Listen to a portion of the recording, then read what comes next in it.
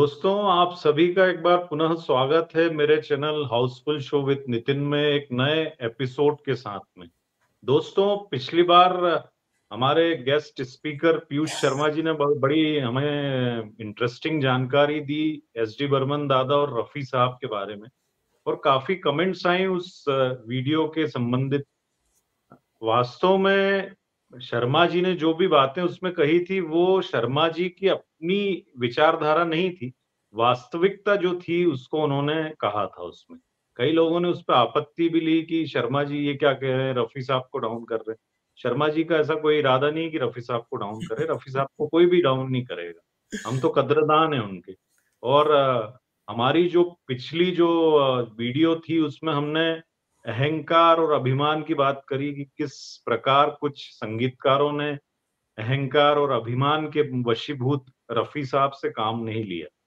हम अभिमान की ही इस बात को आगे बढ़ाते हुए आज का वीडियो हम डिस्कस करेंगे फिल्म अभिमान के परिप्रेक्ष्य में। मैं शर्मा जी आपका पहले तो बहुत बहुत स्वागत करता हूं और आपको बहुत धन्यवाद देता हूं कि पुनः आप हमारे बुलावे पर आए और हमारा निवेदन आपने स्वीकार किया। थैंक यू नितिन जी, बहुत बहुत आभार आपका। और सबको मेरा प्रणाम, सुनने वालों को मेरी नमस्ते।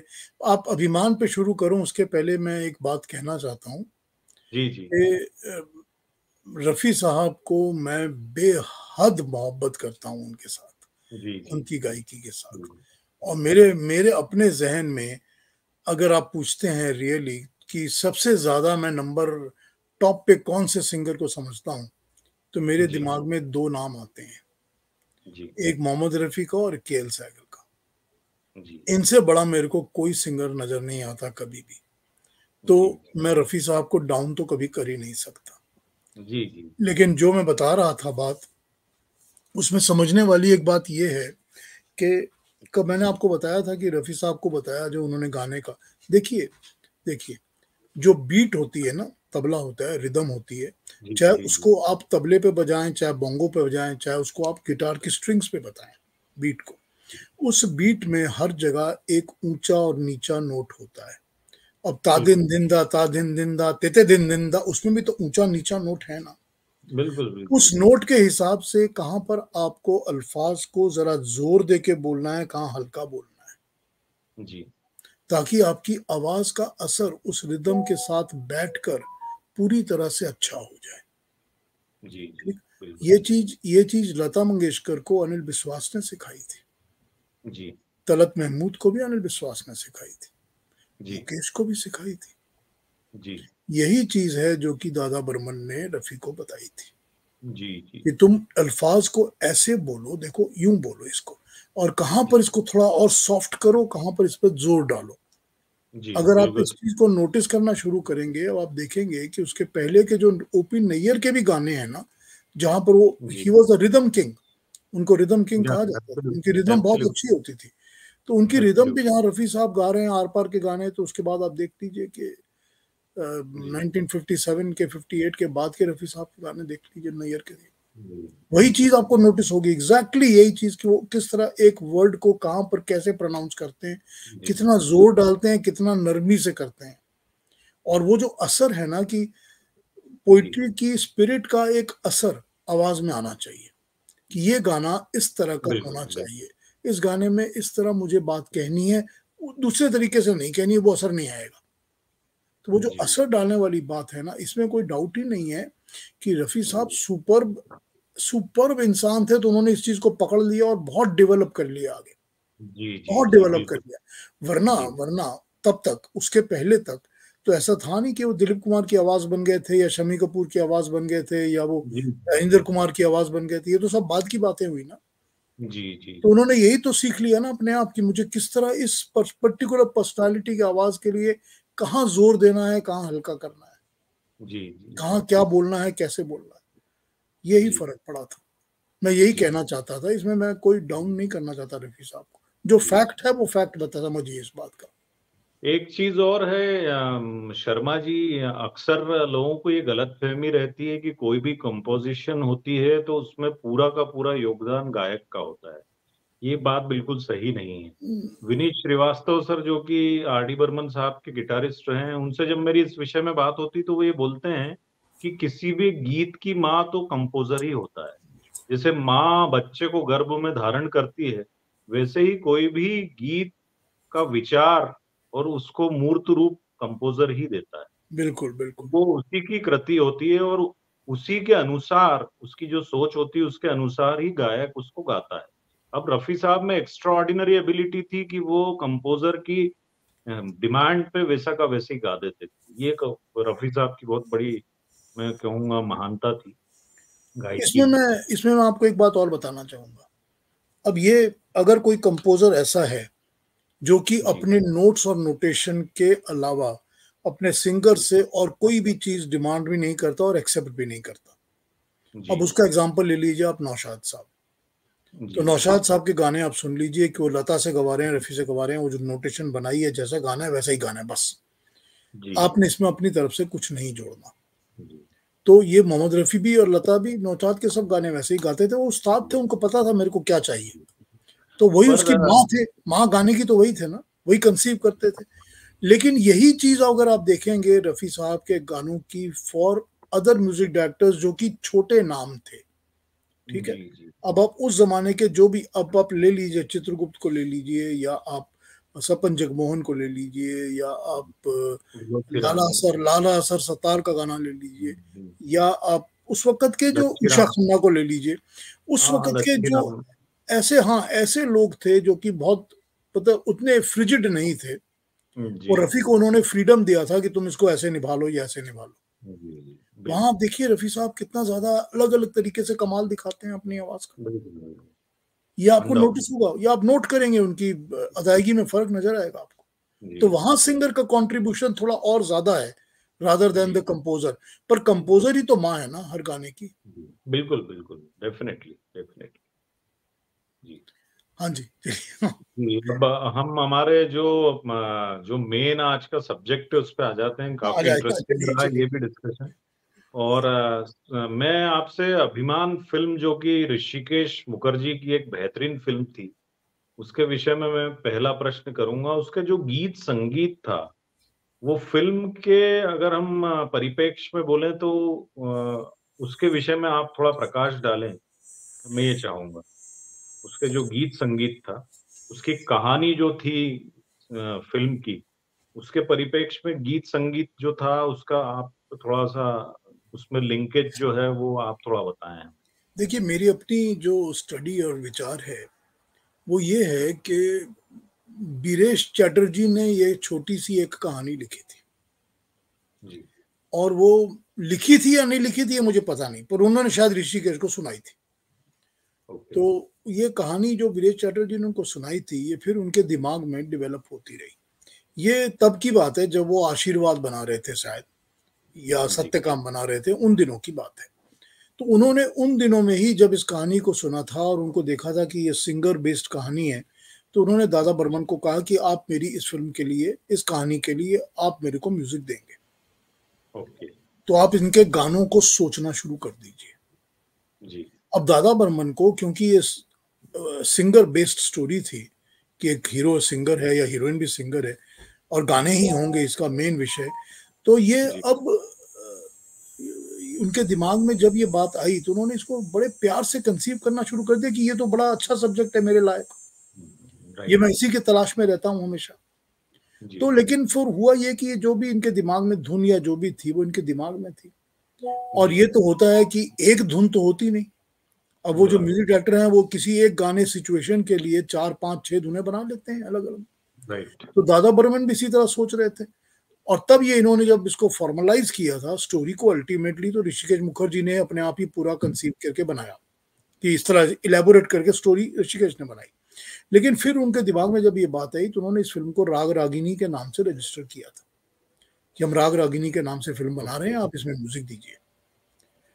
तो जी। राग रागिनी के नाम अच्छा, से, पहले उसका नाम राग रागिनी हाँ, था। राग रागिनी रखा गया था। लेकिन somehow it did not work, और वो शायद बननी भी एनसीसीपी के साथ ही ओके, बनने की बात हुई थी, but it did not work out. जी, जी, जी, लेकिन उसके बाद जब ये स्टोरी ओके, इन्होंने आनंद और इसके आसपास जब उन्होंने सुनाई इसको, स्टोरी को फिर से अमिताभ को सुनाया कि मेरे पास एक कहानी है, तो अमिताभ और जया ने इसको प्रोड्यूस किया।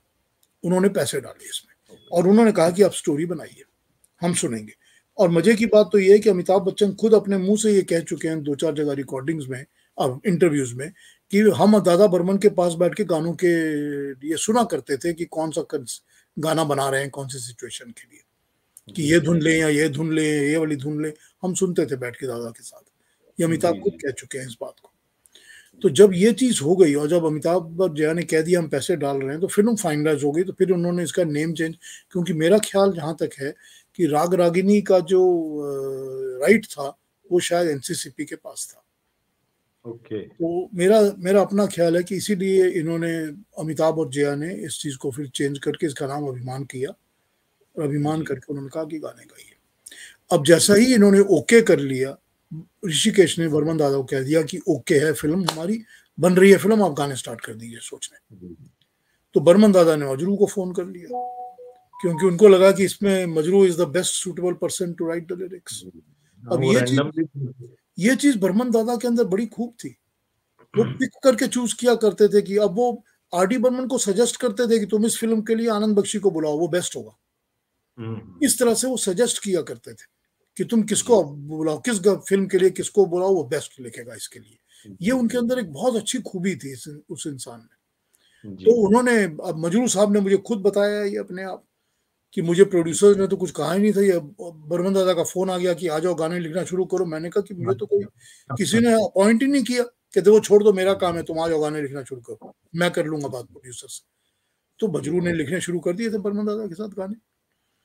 तो ये कंसीव करना, कौन सी ट्यून को लेना, फिर अल्टीमेटली तो ये प्रोड्यूसर्स के साथ बैठ के या ऋषिकेश के साथ बैठकर या अमिताभ जया के साथ बैठकर फाइनलाइज हुआ कि ये धुन फाइनल है, ये धुन फाइनल है, ये धुन फाइनल है, ठीक है ना।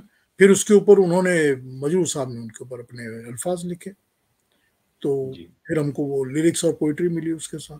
तो गाने कंसीव तो इस तरह हुए, लेकिन इस गाने में जो स्टोरी है वो पूरी की पूरी स्टोरी के अंदर गाने नहीं होंगे तो स्टोरी नहीं बनेगी जी।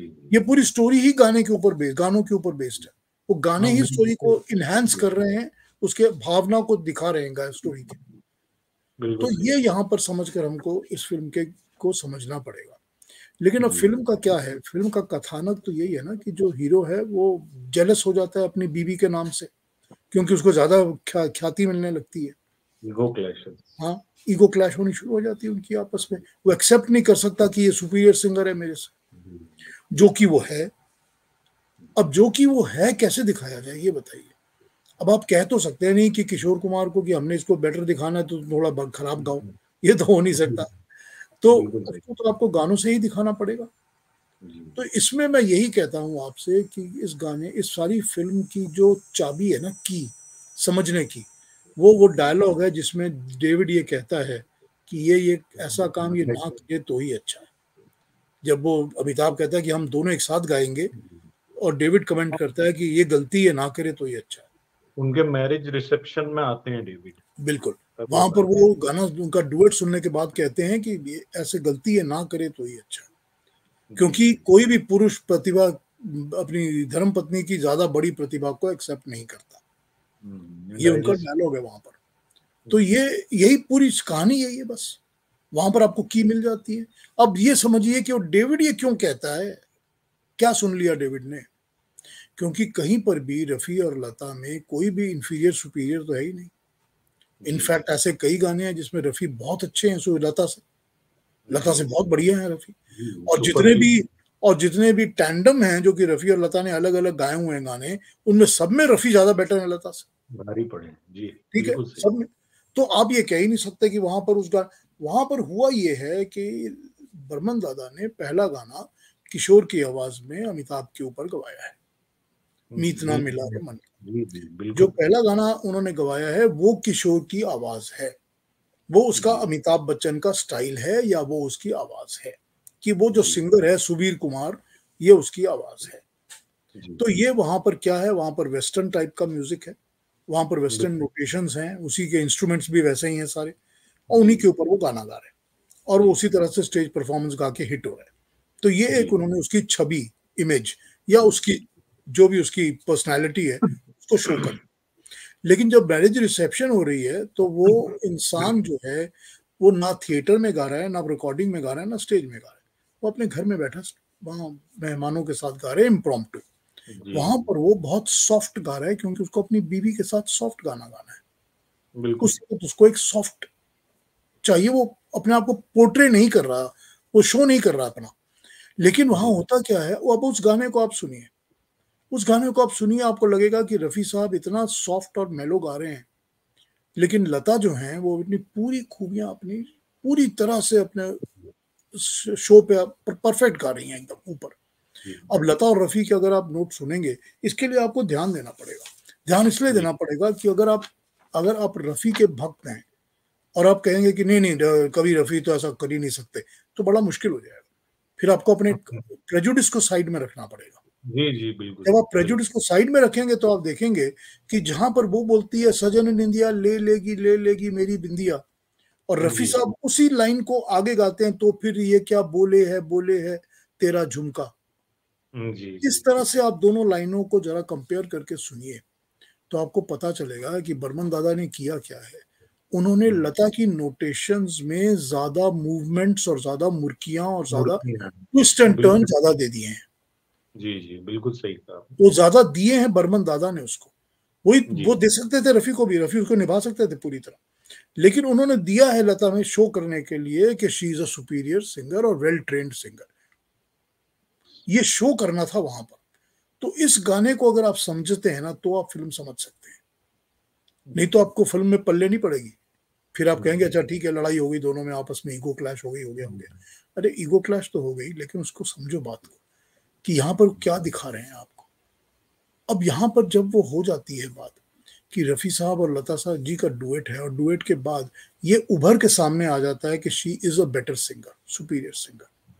अभी जो ये इफेक्ट था ना सुपीरियरिटी दिखाने का, रफी की मेलो आवाज का इफेक्ट, ये किशोर से नहीं निकल सकता था। बिल्कुल अगर सही वहां कहा। किशोर गाता तो वो थोड़ा सा उसका बॉइस्ट्रस लाउड होता ही होता, उसका उतना मेलो नहीं हो सकता था लता के साथ। और वो असर मुर्खियों वाकई कंपैरिजन का असर आप नहीं देख सकते थे। जी फिर आपको लगता कि बहुत ज्यादा, या तो लगता आपको जैसे आ मोहब्बत की बस्ती बसाएंगे हम, कि किशोर तो एकदम एकदम फ्लैट गा रहे हैं और लता कहाँ गा रही है उससे अच्छा। हम्म, ऐसा भी वो नहीं चाहते थे। तो इसीलिए उन्होंने क्या किया कि इसमें रफी साहब को यूज किया, और रफी साहब को इस पर्पज से ही यूज किया, और वो कॉन्फिडेंट थे कि ये रफी ही डिलीवर कर सकता है। तो यहां पर इसलिए उन्होंने रफी को यूज किया। इसके बाद क्या होता है, इसके बाद उनकी ईगो की क्लैश शुरू हो जाती है। जब उनकी ईगो की क्लैश शुरू हो जाती है तो बर्मन दादा बीच में दो ऐसे गाने देते हैं आपको, मतलब तीन गाने दिए उन्होंने पहले तो। एक तो नदिया किनारे तो शुरू में दे दिया उन्होंने, नदिया किनारे हेर आई। आप आलाप सुनिए उस गाने का, जी जी ये बेहतरीन नदिया गीत। किनारे का आलाप सुनिए आप। जी ठीक है, जी फिर तीनों गानों के आलाप सुन लीजिए आप, लता के आलाप। तीनों में उन्होंने लता को आलाप दिए हैं, और गाने ही में नहीं दिए हैं, बीच में भी इंटरल्यूड में भी आलाप दिए हुए हैं। जी जी मैं कहता हूं ये आलाप की कलेक्शन आप अलग रिकॉर्ड करके रख लीजिए, और किसी सिंगर को बोलिए कि सुना दे हमको गा के। हम्म, कोई मैच नहीं कर सकता उसको। Nobody can deliver it. अब वो नदिया किनारे जब गाती है तो आपको जी ये तो पता चल जाता है कि बहुत सुपीरियर सिंगर है ये, इतना फर्स्ट क्लास डिलीवरी कर रही है गाने की है। उसी से तो वो इम्प्रेस हो जाता है अमिताभ बच्चन। और वो नदिया किनारे आपको उसने इंट्रोडक्शन तो दिखाई दी उसकी, फिर उसने आपको बता दिया कि जब वो तेरी बिंदिया गाती है तो वो सुपीरियर इफेक्ट आपको नजर आ जाता है उसके अंदर। अब वो गाना गा रही है, अब तो है तुमसे हर खुशी अपनी। पूरे गाने में वो गाना शुरू होता है तो कोई भी बीट तबला ढोलक कुछ नहीं है, वो स्ट्रिंग्स बज रहे हैं और स्ट्रिंग के ऊपर गाना शुरू हो जाता है। पहला तबले की बीट आपको सुनती है अंतरे में जाके, तब तक कुछ है ही नहीं, तबला है नहीं, कोई रिदम ही नहीं है उसमें, उसका पूरा काम उसका स्ट्रिंग से हो रहा है, स्ट्रिंग गिटार से काम हो रहा है। अब वो इस तरह की कॉम्पोजिशन क्रिएट कर रहे हैं कि लता को भी कोई बहुत ज्यादा हिंदुस्तानी क्लासिकल की जरूरत नहीं है, वैसे भी वो अच्छा गा सकती है। तो जी इस चीज को वो असर के साथ अब तो है तुमसे में दिखा देते हैं। और उसके मैंने आपको आलाप तो बता ही दिया, उसका आलाप इतना सुपीरियर आलाप है उसका। इसके बाद पिया बिना सुना देते हैं वो। अब ये लता के गाने इतने ज्यादा खूबसूरत गाने हैं, और इतनी अच्छी 73 में लता से इतनी अच्छी आवाज निकाली है बर्मन दादा ने कि ये स्टैंड आउट करते हैं लता के करियर के गाने, अभिमान के गाने। बिल्कुल एकदम लगते हैं कि कमाल के गाने हैं ये। उसके बाद क्या हुआ, अब हो गया कि इसको तो ईगो ने पकड़ लिया, ये अपने आप को पता नहीं क्या समझ रहा है, और इसका दिल दिमाग खराब हुआ है। तब आपको दिखाना है कि ये इंसान जब गाने जा रहा है, अब आपको वो एपरेंट दिखाना है कि इसकी आवाज में और लता की आवाज में तो जमीन आसमान का फर्क हो गया है। क्यों ये अपने आप को इतना अच्छा समझ रहा है जबकि है कुछ भी नहीं। और वो क्यों हो गया, क्योंकि उसका ईगो आसमान पे चढ़ा हुआ है, तो उसका मन मूड कुछ ठीक नहीं चल रहा, सब कुछ उसका उसी तरह से चढ़ा हुआ है, गुस्से में है, मतलब बिफरा हुआ है, इस तरह का हुआ हो गया। अब वो मनहर की आवाज उन्होंने बोरो की उसके लिए, क्योंकि मनहर की आवाज से ज्यादा एपरेंट लता, और उसमें डिफरेंस तो आपको समझ में ही नहीं आएगा, आपको कितना ज्यादा फर्क है, उसमें सिमिलैरिटी हो ही नहीं सकती। तो उन्होंने इसीलिए मनहर को यूज किया उसमें। और मैं आपको ये बता दूं कि ये जो कुछ यहाँ इधर उधर कहानियां चलती हैं ना कि उन्होंने मुकेश को बुलाया था, मुकेश ने मना कर दिया, ये सब गलत है, गलत है। बर्मन को कोई मना कर ही नहीं सकता था। और दूसरी बात कि इस फिल्म में नितिन मुकेश जो हैं वो ऋषिकेश मुखर्जी के असिस्टेंट डायरेक्टर थे। तो अगर नितिन मुकेश असिस्टेंट डायरेक्टर थे तो मुकेश को बुलाने में मुश्किल क्या थी, बड़े आराम से बुला सकते थे, प्रोड्यूसर भी बुला सकते थे। बर्मन दादा तो जब उनको बोलते वो आ जाते गाने के लिए, उनको मना तो कर ही नहीं सकते थे। वो तो चाहते थे कि मनहर गाए, क्योंकि एक ऐसी आवाज चाहिए जो कि बिल्कुल लगनी चाहिए सुन के कि ये मैच नहीं करती कहीं भी, क्या अपने आप को समझता है ये इंसान, इस तरह होनी चाहिए। तो ये उन्होंने वहां पर मनहर से डुएट करवाया था, लूटे कोई मन का डगर। और फाइनली क्या होता है, फाइनली ये होता है कि उस इंसान की ईगो खत्म हो जाती है। अब उसकी ईगो जो है, जो चढ़ी हुई थी ना, अब वो जमीन पे वापस आ गई है। अब उसने अपने इमोशन के साथ उसको सेटल कर लिया कि नहीं मेरी गलती थी। तो जब उसने अपनी इमोशन को सेटल करके मेरी गलती मान ली, तो अपनी ओरिजिनल आवाज में वापस आ गया, जो उसके पहले गाने में ओरिजिनल आवाज थी उसी में वापस आ गया, उसी में गाएगा अब वो, क्योंकि उसका इमोशन खत्म हो चुका, ईगो खत्म हो चुकी। तो अब वहां पर वो क्या करते हैं कि वो तेरे मेरे मिलन की ये रहना, उस चीज को उन्होंने वेरी इंटेंशनली एक उनकी ट्यून को यूज किया है, जो कि रविंद्रनाथ टैगोर, ये टैगोर की एक धुन है जो बनाई हुई, जोदी तारे नाई चीनी गोशे की। तो ये गाने को उन्होंने यूज किया है। अब यहाँ पर ये उन्होंने ट्यून तो यूज की है, अब उनको ये पता था कि ये इसका बहुत ही मेलो और सॉफ्ट रोमांटिक और इमोशनल इफेक्ट होगा इस गाने का, इस धुन का, क्योंकि उनको एक रोमांटिक और इमोशनल ही जरूरत थी उस वक्त। ना उनको इसकी उस्तादी दिखानी है ना उसकी उस्तादी दिखानी है, उनको कोई भी और चीज दिखानी नहीं है। तो उन्होंने क्या किया, यहाँ पर उन्होंने उस ट्यून को बोरो किया जो टैगोर की ट्यून है, उसके ऊपर इसको बेस किया, बनाया, लगाया, और किशोर से ही गवाया कि तुम ही गाओगे इसको, तेरे मेरे मिलन किए रहना। और इतना अच्छा गाया है इसको किशोर ने, इतना अच्छा गाया इसको किशोर ने। अब आप कहेंगे कि वहां भी तो लता आलाप से ही शुरू करती है, वहां भी लता का आलाप है, जब वो शुरू करती है तो आलाप से ही शुरू करती है, और वो भी अंतरे के बीच में, उसके बीच में आलाप आ गया उसका, मगर वो वहां पर भी बहुत अच्छा गा रही है लता। लेकिन फिर भी Kishore does not sound less और bad anywhere, is as good, equally good. तो ये उन्होंने बैलेंस करके बनाया था गाने को कि इस तरह ही मुझे बनाना पड़ेगा, क्योंकि पूरी चीज जो है ना स्टोरी के नरेशन के साथ चल रही है, कहानी की नरेशन के साथ पूरी चीज चल रही है।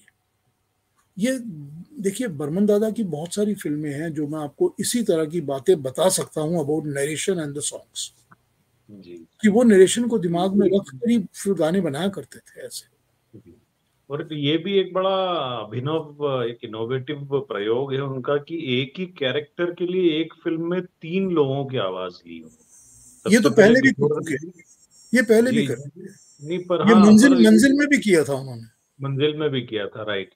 पर और दो मतलब आवाजें ये तो हमेशा यूज करते रहते, दो आवाजें तो जी, रेगुलरली यूज करते थे। पर जैसे क्या इस फिल्म में जो कैरेक्टर है वो एक गायक है, एक गायक है वो, और वो गायक की आवाज 3 मतलब अलग-अलग गायकों की आवाज ली है, तो ये थोड़ा एक नहीं तो नितिन अ, जी, आप मंजिल में भी तो देवानंद गायक है। वो जी, गायक ही जी। है और उसके लिए 3 आवाज़ें यूज़ की है ना। ये प्रयोग तो बर्मन दादा ही कर सकते वो ही कर थे। सकते थे और कन्विंसिंगली कर सकते थे। जी, जी, जी। कन्विंसिंगली कर सकते थे। अब हर एक फ़िल्म शर्मा में जी, हाँ जी, एक आप बोलिए मैं बोलिए, बोलिए, कोई बात नहीं, बताइए। एक और प्रश्न उभर कर के आया है, कई लोगों ने ये बोला है कि शर्मा जी ने पिछले वीडियो में बताया कि 45-46 से लेकर के लगभग 55-56 तक बर्मन दादा ने रफ़ी साहब से ज़्यादा गीत नहीं गवाए। 10 गीत उससे गवाए हैं ज़्यादा शायद, 9 या 10। हाँ, 9-10 गीत गवाए हैं। उसके बाद फिर जो उन्होंने अपने हिसाब से उनकी आवाज़ को जो सॉफ्टनेस दी और काफ़ी उनसे गीत गवाए हैं। लेकिन एक बात और लोग बोलते हैं कि बर्मन दादा ने एक मतलब ये लोगों का कहना है कि रफ़ी साहब के साथ एक पार्शियलिटी की वो ये कि 1969 में जब आराधना रिलीज़ हुई, उसके बाद बर्मन दादा ने रफ़ी साहब से कम काम लिया। तो नहीं, इस पर ये थोड़ा-सा आप गलत कुछ ये कमेंट गलत करें? बात है। बिल्कुल झूठ है ये, जी, जी। जी, झूठ जी। है ये। अगर जी। ऐसा कोई इंटेंशन बर्मन दादा का होता, तो जी, इश्क पर मैं ज़ोर जानता हूँ नहीं था। जी, नहीं, तो इश्क पर ज़ोर नहीं के सारे गाने, तलाश के सारे गाने क्यों रफ़ी साहब गा रहे हैं? जी, क्यों गा रहे हैं रफ़ी साहब? जी, तब ना गाते।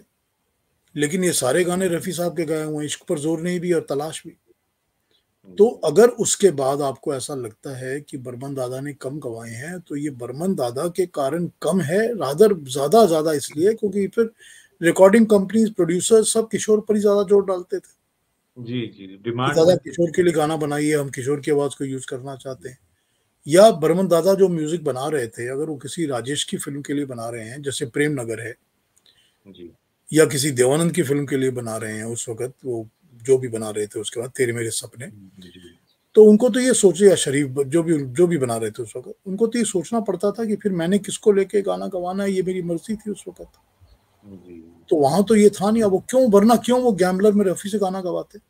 मेरा मन तेरा हाँ, प्यासा। क्यों सब गानों के बीच में रफ़ी से गवाते कि तुमसे गाना गवाना है, जी, ठीक है? उस पार में तो कोई किशोर का गाना नहीं है, जी, जी, उस पार में रफ़ी का गाना है, किशोर का तो नहीं है ना।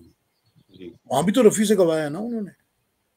उनके साथ नहीं, बर्मन दादा के पास पार्शियलिटी नाम की कोई चीज़ नहीं। देखिए, मैं आपको एक बात जी, बताता हूँ। जी, मैं एक हरे कृष्ण, ये इश्क का एक हुआ था म्यूजिक लॉन्च का शो हमारे कलकत्ते में। तो वहाँ ओके। पर मुझे एक हमारे परिचित थे, इश्क इश्क इश्क का जो मटेरियल था ना, पूरा प्रमोशन मटेरियल, रिकॉर्ड का कवर, सब कुछ, वो जूनियर स्टेट्समैन कलकत्ता में निकलती थी, उन्होंने हैंडल किया था। जो ओके। स्टेट्समैन थी, स्टेट्समैन न्यूज़पेपर था कलकत्ता में, उनका एक निकलता था जूनियर स्टेट्समैन। जी, ये उन्होंने हैंडल किया था सारा काम। तो उनके एक किसी के थ्रू और किसी और के थ्रू उनके किसी एडिटर को मैं पहचानने लग गया था, यंग थे बड़े आदमी। तो उसके पास मैं जाया करता था, क्यों, मैं तो देवानंद का फैन था, तो चला जाता था देखने के लिए कि टोपी डिज़ाइन हो रही है, कवर डिज़ाइन हो रहा है, ये हो रहा है, वो हो रहा है। तो इसी के चक्कर में उन्होंने मुझे इनवाइट कर दिया कि चलो तुम भी उस शो में आ जाओ, मैं तुमको टिकट देता हूँ। तो उस शो में तो उषा अय्यर थी, देवानंद थे, आर डी बर्मन थे, तो वहाँ स्टेज में परफॉर्मेंस चल रही है, गाने वाने चल रहे हैं। देव साहब को ऐसे दूर से ही मैंने देखा हुआ है, मैं कभी मिला नहीं उनसे। तो वो वहाँ परफॉर्मेंस हो गई, खत्म हो गया सब कुछ, हम लोग सब अपना हॉल से निकलने शुरू हो गए। इश्क इश्क इश्क की हो रही थी, गाने इश्क इश्क इश्क के बज रहे थे, दूसरे गाने भी बजे थे। तो और मुझे तो इश्क इश्क इश्क के गाने इतने ज्यादा पसंद हैं कि मैं आपको क्या बताऊं। मुझे लगता है वो आर डी बर्मन की जिंदगी का one of the best score है, जी, मुझे ये लगता है।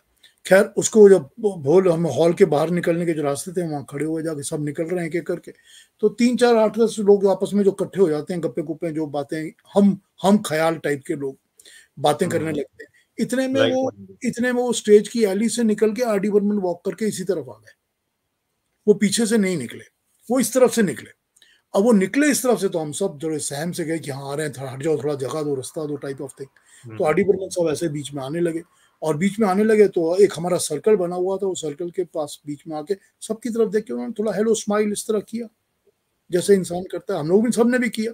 और फिर उसमें उसी में से किसी एक आदमी ने कटक साहब एक पर्चा निकाला कि सर दादा ऑटोग्राफ दीजिए, ऑटोग्राफ दीजिए। तो वो तो जैसा होता ही हुआ, है। तो जैसा होता है, तो बर्मा, आर डी बर्मन ने क्या कहा, उसने कहा ऐसे हाथ उठा के, नहीं थाक, और बंगला ही बोली उन्होंने, बंगला ही बोल रहे थे वो। तो हुँ, उन्होंने हाथ उठा के कहा थाक, एशॉप थाक।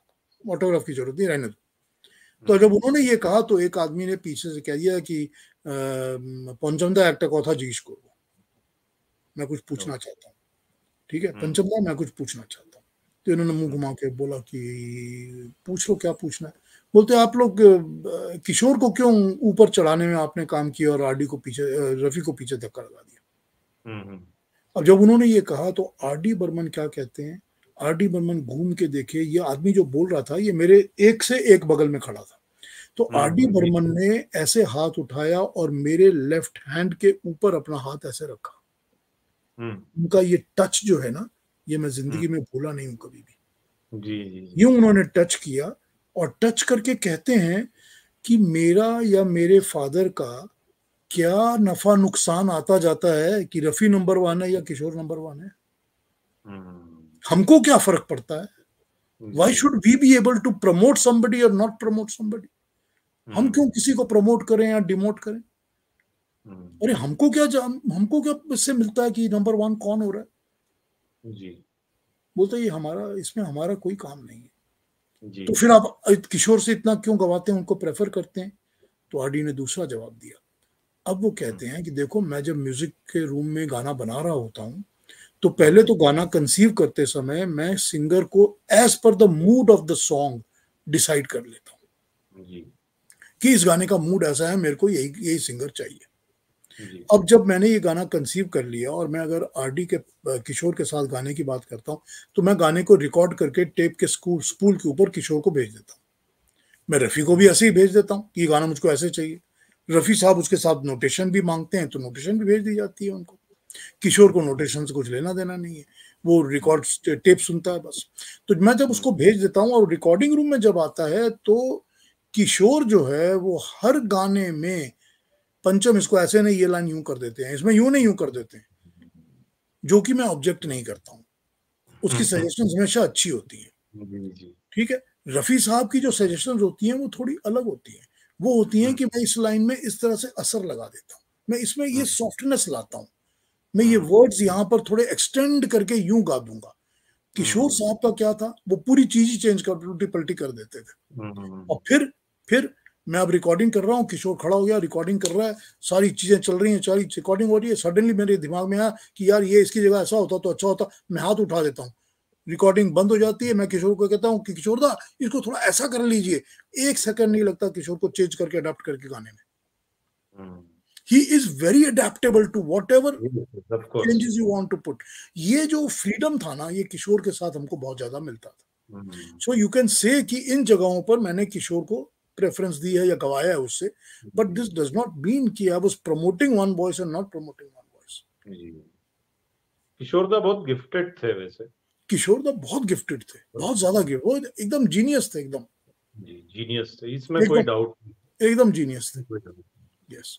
अक्सर एक विवाद और मतलब सुनने को मिलता है, और वैसे ये स्टेटमेंट आशा भोसले जी ने हमेशा दिया भी है। जब भी उनसे पूछा गया है कि आपके सबसे फेवरेट जोड़ीदार सिंगर कौन है, तो वो किशोर कुमार का नाम लेती हैं। और उसके पीछे वो ये लॉजिक देती हैं कि किशोर दा जो है इम्प्रोवाइजेशन पे बहुत ध्यान देते थे और वो गाने को और संवार देते थे, ऐसा उनका आशा जी का कहना, जो कि सही भी है। पर एट द सेम टाइम जो रफी फैंस हैं वो इस बात से नाराज भी हो गए कि रफी साहब के इम्प्रोवाइज नहीं करते हैं। तो ये बड़ा एक विवाद हुआ। हालांकि किशोर दा ने भी एक स्टेटमेंट दिया था कि मैं कोई गीत को 2 या 3 तरीके से गा सकता हूँ, रफी साहब तो 100 तरीके से गा सकते हैं। किशोर कुमार ने बिल्कुल कहा था कि उसका मेरा कोई मैच ही नहीं है रफी साहब के साथ। He is much bigger singer. लोग जो किशोर फैंस हैं या रफी फैंस, ये फोकट का विवाद आपस में करते रहते हैं। किशोर दा ने स्वयं स्वीकारा था कि रफी साहब जो कर सकते मैं नहीं कर सकता। देखिए एक आपको बात बताता हूँ, मेरी अपनी फैमिली में, मेरे अपने कजन्स, भाई रिलेशंस में कजन्स वगैरह जो भी हैं, वो जो भी तलत महमूद के फैन थे अब भी हैं। और मेरे एक बहुत अच्छे दोस्त हैं बेंगलोर में, चिरंजीव सिंह नाम है उनका, अभी भी हैं वो। उनका जो म्यूजिक का नॉलेज है उसके सामने मैं तो एकदम मट्टी हूँ, इतना ज्यादा नॉलेजेबल है वो इंसान म्यूजिक के बारे में। बेंगलोर में रहते हैं अभी भी, बहुत बहुत बहुत अच्छे इंसान हैं और बहुत प्यार करता हूँ मैं उनको। चिरंजीव सिंह को इतने तलत महमूद पसंद हैं कि उनको उन तलत महमूद के सामने कोई दूसरी आवाज नहीं लगती। अब ये जितने भी लोग हैं ना, इनको आप रफी का जिक्र करिए तो कहेंगे रफी कोई सिंगर है, एकदम फालतू सिंगर है। क्योंकि तलत महमूद नंबर 1 पर थे, नंबर 1 पे तलत महमूद थे, उनको हटा के रफी साहब आ गए, तो इसलिए वो तलत रफी को पसंद नहीं करते। अब रफी को जो किशोर के फैन है वो कहते हैं कि नहीं रफी कोई सिंगर है, क्योंकि किशोर नंबर 1 पर आ गया, तो रफी के फैन जो है वो किशोर को पसंद नहीं करते। तो ये जो फैन होते हैं ना, फैंस का दिमाग ऐसे ही चलता है। नहीं, पर मैं ये मतलब मैं अपने दर्शकों से भी ये अपील करूंगा, आप यदि संगीत प्रेमी हैं तो आप किशोर कुमार या रफी से नफरत नहीं कर सकते। का सवाल ही नहीं, वो किसी से दोनों नहीं कर अच्छे, सकते, किसी से नहीं कर दोनों सकते। बेहतरीन कलाकार हैं, दोनों को सैल्यूट है, एक से बढ़कर एक कलाकार हैं दोनों। और हम ये अगर करें कि किसी को डाउन कर रहे हैं, किसी को अप कर रहे हैं, तो ये गलत बात। देखिए, अगर आप सच्चे म्यूजिक लवर है ना, तो हर एक जी आवाज, हर एक एफर्ट आप पसंद करेंगे। जी जी जी, आपको बिल्कुल हर म्यूजिक डायरेक्टर अच्छा लगेगा, आपको बिल्कुल। सबकी आवाज अच्छी लगेगी, आपको शमशाद भी अच्छी लगेगी, राजकुमारी भी लगेगी, सभी की अपनी गीता भी विशेषता। लगेगी, लता भी लगेगी, तलत भी लगेंगे, खान मस्ताना भी अच्छा लगेंगे, जीएम दुरानी जी भी जी अच्छा जी लगेंगे, मुकेश भी अच्छा लगेंगे उसी तरह। तो आपको तो जी ये, मैं ये कह नहीं सकता कि सारे के सारे सिंगर्स अच्छे ही सिंगर होते हैं, ये मैं नहीं कह सकता। ऐसे सिंगर भी होते हैं जिसकी आवाज कान में लगती है या नहीं भाती है, हो जी सकता है। जी, लेकिन उस गोल्डन एरा के टाइम के जो हैं, सभी उसमें आप अच्छे। उसमें आप यू दे हैव ऑल, ये सब संगीत की तरफ उन्होंने कंट्रीब्यूशन दी हुई है। एंजॉय करिए, उसको पसंद करिए, लाइक करिए, उसमें इस फेर पद झगड़े में मत पड़िए। जी जी जी। तो शर्मा जी, आपका बहुत बहुत धन्यवाद, आपने इतना बेहतरीन तरीके से ये सब बातें हमें बताई। और एक निवेदन मैं आपसे और करूंगा, आगामी 4 अगस्त को किशोरदा का जन्मदिवस है, तो किशोरदा पे भी आपके विचार हम जानना चाहेंगे। रफी साहब पे तो आपने बहुत विस्तार से बताया, विशेषकर एस डी बर्मन दादा के मुतालिक। हम ये चाहेंगे कि आप, चूंकि एस डी बर्मन दादा का किशोरदा से भी बहुत गहरा एसोसिएशन रहा, वो मानस पुत्र थे उनके, बिल्कुल। तो उनके विषय में भी मैं चाहूंगा कि ठीक आप है, हमें जरूर बताएं। ठीक है, आप और जब आपका कहेंगे बहुत मैं बहुत धन्यवाद। कर लूंगा रिकॉर्ड, जब कहेंगे आप। जी जी जी, आपका बहुत बहुत धन्यवाद। थैंक यू फॉर आपसे, having me sir. Thank you. धन्यवाद जी। नमस्कार। नमस्कार।